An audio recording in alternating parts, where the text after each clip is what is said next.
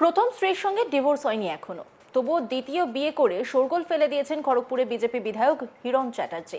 হিরণের দ্বিতীয় বিয়ের ছবি সোশ্যাল মিডিয়ায় ভাইরালও হয়েছে। এ নিয়ে থানায় অভিযোগ দায়ের করেছেন হিরণের প্রথম স্ত্রী অনিন্দিতা চ্যাটার্জি। এ বিষয়ে পরবর্তী পদক্ষেপের জন্য আইনি পদক্ষেপ করার কথাও মিডিয়ার সামনে জানিয়েছেন তিনি। হিরণের এই দ্বিতীয় বিয়ের বিষয়টি সামনে আসতেই বড়সড় প্রশ্নের মুখে পড়েছে হিরণের রাজনৈতিক ভবিষ্যৎ। রাজনৈতিক মহলে জল্পনা তৈরি হয়েছে, তাহলে কি 2026-এর বিধানসভা ভোটে খড়গপুরে আর প্রার্থী হবেন না হিরণ? আর হিরণের বিকল্প হিসেবে উঠে আসছে দিলীপ ঘোষের নাম, কারণ সূত্রের খবর ঘনিষ্ঠ মহলে দিলীপ ঘোষ ফের তার পছন্দের খড়গপুর আসন থেকে ভোটে লড়ার ইচ্ছা প্রকাশ করেছেন। এই পরিস্থিতিতে এ নিয়ে প্রশ্ন করা হলে দিলীপ ঘোষ জানিয়ে দিলেন, আমাকে নিয়ে কাউকে ভাবতে হবে না, আমি প্রার্থী হব কিনা সেটা পার্টি ভাবছে। কি বলেছেন দিলীপ ঘোষ, শুনবো। খড়গপুরে হিরণ বিধায়কের সমস্যায় পড়েছে, তাতে কি আপনার প্রার্থী হিসাবে কি একদম দৌড়ে গেলেন? আমার জন্য কারো ভাবতে হবে না আমার প্রার্থী হবে কিনা, এটা পার্টি ভাবছে।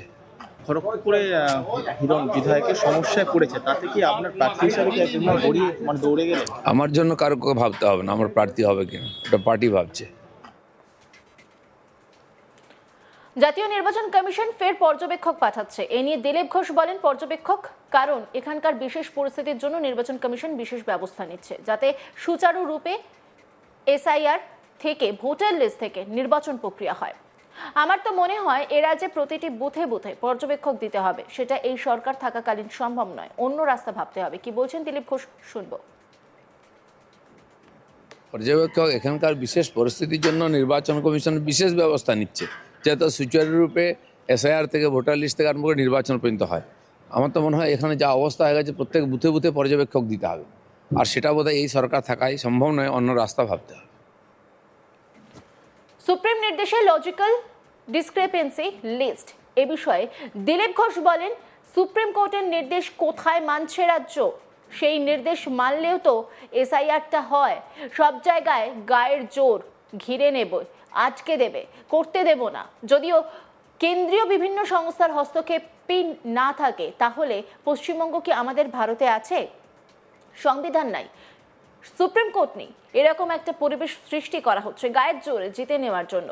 এদিকে তৃণমূল দাবি করছে, সুপ্রিম কোর্টের রায়ে এই লজিক্যাল ডিসক্রিপেন্সিতে ডাক পাওয়াদের তালিকা টাঙানোর বিষয়টি আদতে তাদের নৈতিক জয়। এ বিষয়ে দিলীপ ঘোষ বলেন, ঠিকই আছে, যদি সুপ্রিম কোর্ট আরও দাবি মেনে নেয় ভালো কথা, কিন্তু সেটা তো ওনাদের মানা উচিত। এবারে সুপ্রিম কোর্টের নির্দেশটা ওনাদের তো মানা উচিত।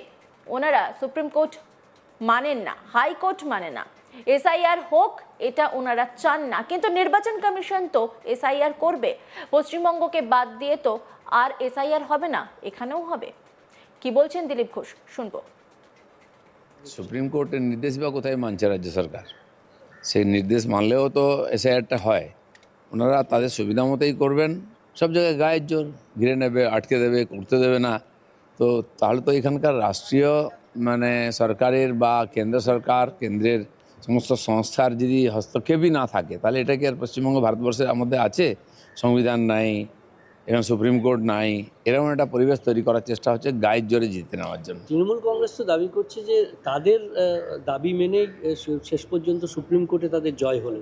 এই লজিক্যাল ডিসক্রিপেন্সি যে লিস্ট, ঠিকই আছে, যদি সুপ্রিম কোর্ট কারো লজিক মেনে নেয় তো ভালো কথা, তো সেটা তো ওনাদের মানা উচিত। এবার সুপ্রিম কোর্টের নির্দেশ তো ওনাদের মানা উচিত। তো ওনারা তো হাইকোর্ট মানেন না, সুপ্রিম কোর্ট মানেন না, এসআইআর হোক এটা ওনারা চান না, কিন্তু নির্বাচন কমিশন এসআইআর করবে। আমি শুধু পশ্চিমবাংলাকে বাদ দিয়ে এসআইআর হবে না, এখানেও হবে। বিএলওদের বিরুদ্ধে কর্তব্যে গাফিলতি হলো ব্যবস্থা নেওয়ার কথা বলছে কমিশন। এ বিষয়ে দিলীপ ঘোষ বলেন, বিএলওরা তো সরকারি কর্মচারী, তাদের অতিরিক্ত কাজের জন্য অতিরিক্ত পয়সা দেওয়া হয়েছে। সারা ভারতবর্ষে বিএলওরা কাজ করতে পারে, এ রাজ্যে পারে না কেন? নির্বাচনের কাজ, ভোটার লিস্টের কাজ কারা করেন? ওনারাই করেন।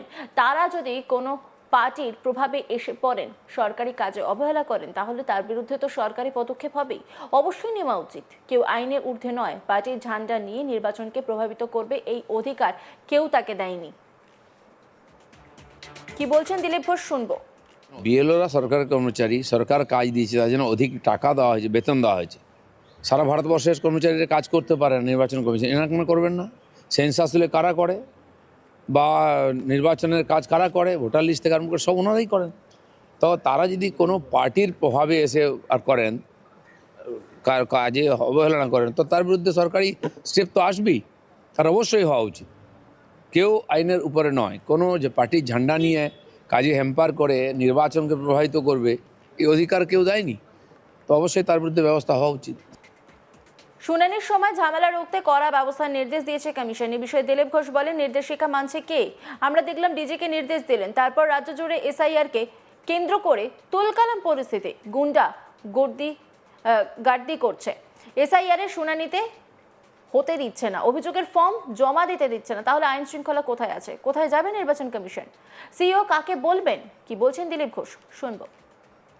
নির্দেশিকা মঞ্চে গিয়ে ডিজিকে বলছেন আইন শৃঙ্খলা রক্ষা করতে হবে। তারপরে দেখলাম আমরা সারা পশ্চিমবঙ্গ জুড়ে তুলকালাম, মারপিট, এমএলএরা সামনে দাঁড়িয়ে গুন্ডাগর্দি করছেন, এসআইআর এর শুনানি করতে দিচ্ছেন না, লোককে জমা দিতে পারছেন না, কমপ্লেন দিতে দিচ্ছেন না। তো তাহলে আইন শৃঙ্খলা কোথায় আছে? তাহলে এবারে কোথায় যাবে নির্বাচন কমিশন? সিইও কাকে বলবেন? বেলডাঙ্গার পরিযায়ী শ্রমিকের মৃত্যু প্রসঙ্গে দিলীপ ঘোষ বলেন, পূর্ব বাংলা এবং পশ্চিম বাংলায় একই রকম মৌলবাদী কার্যকলাপ চলছে। ওখানে একজন ব্লগার মারা গেল, বলা হলো ভারত মেরে দিয়েছে, চক্রান্ত আছে, বিরাট তুলকালাম, ভাঙাভাঙি, মারামারি। পরে দেখা গেল তারা পরিবার বলছে ভারতের কোনো হাত নেই। এখানেও ঠিক তাই, রিউমার ছড়িয়ে উৎপাত তৈরি করে নিজের শক্তি প্রদর্শনের চেষ্টা চলছে। ইলেকশনের আগে সরকারকে প্রভাবিত করে এরকম অনেক চক্রান্ত হবে। রাজ্য সরকার হাত তুলে নিচ্ছে, কেন্দ্রীয় সরকারকে ঢুকতে দেবে না। তাহলে আইন শৃঙ্খলা প্রতিষ্ঠিত হবে কিভাবে? দুর্নীতি কিভাবে রোধ হবে? সেজন্য এখানকার মানুষ আদালতে যেতে বাধ্য হচ্ছে। কিন্তু এভাবে তো একটা দেশ চলতে পারে না। কি বলছেন দিলীপ ঘোষ, শুনবো। দেখুন, পূর্ব বাংলার পশ্চিমবাংলায় একই ধরনের চলছে উগ্রপন্থী মৌলবাদী ক্রিয়াকলাপ। ওখানে একজন ব্লগার মারা গেল, বলা হলো ভারত মেরে দিয়েছে, তাদের চক্রান্ত আছে, বিরাট তুলকালাম, ভাঙাভাঙি, মারামারি, হিন্দু অত্যাচার হয়ে গেল। দেখা গেল তার পরিবারও বলছে না, ভারতের কোনো হাত নেই, ওখানকার লোক মেরেছে। ওখানকার পুলিশ ইন্টেলিজেন্স বললো যে ওখানকার লোকই মেরেছে, চাপা পড়ে গেল। এখানে ঠিক তাই, একই রকমভাবে রিউমার ছড়িয়ে উৎপাত তৈরি করে নিজের শক্তি পরীক্ষা, শক্তি প্রদর্শনের চেষ্টা চলছে। আমরা কি করতে পারি দেখো। তো ইলেকশনের আগে সরকারকে প্রভাবিত করে নির্বাচনকে প্রভাবিত করার জন্য অনেক চক্রান্ত হবে। তো রাজ্য সরকার হাত তুলে নিচ্ছে, কেন্দ্র সরকারকে ঢুকতে দেবে না। তাহলে আইন শৃঙ্খলা প্রতিষ্ঠিত কী করে হবে? ক্রাইম বন্ধ কী করে হবে? দুর্নীতি বন্ধ কী করে হবে? এখানকার মানুষ তো সেই জন্য সব ব্যাপারে আদালতে যেতে বাধ্য হচ্ছেন। এইভাবে তো কোনো দেশ চলতে পারে না। সরকারি সম্পত্তি যেভাবে ভাঙচুর করা হলো, একটা সুযোগ পেলেই সরকারি সম্পত্তি ভেঙে দিয়ে শক্তি প্রদর্শন করার চেষ্টা হয়। মমতা ব্যানার্জি সেই কালচার থেকে এসেছেন। তিনি বিধানসভা গুঁড়িয়ে দিয়ে 14 লাখ টাকা জরিমানা দিয়েছিলেন। তো তিনি এর বিরুদ্ধে বলবেন কি করে? এটাই রাজনীতি, এটাই সব কিছু। এখন রীতিমতো বিতর্কের কেন্দ্রবিন্দুতে রয়েছেন হিরণ চ্যাটার্জি। এরপরে প্রশ্ন উঠছে, খড়গপুরের এবারে যে ভোট হবে সেখানে কি হিরণই দাঁড়াবেন নাকি প্রার্থী হবেন দিলীপ ঘোষ? সেই নিয়ে কিন্তু রীতিমতো প্রশ্ন উঠতে শুরু করেছে। অন্যান্য খবরের আপডেটের জন্য অবশ্যই নজর রাখুন আজ তাক বাংলার ইউটিউব স্ট্রিমিংয়ে। লাইক, কমেন্ট, শেয়ার এবং সাবস্ক্রাইব করতে ভুলবেন না।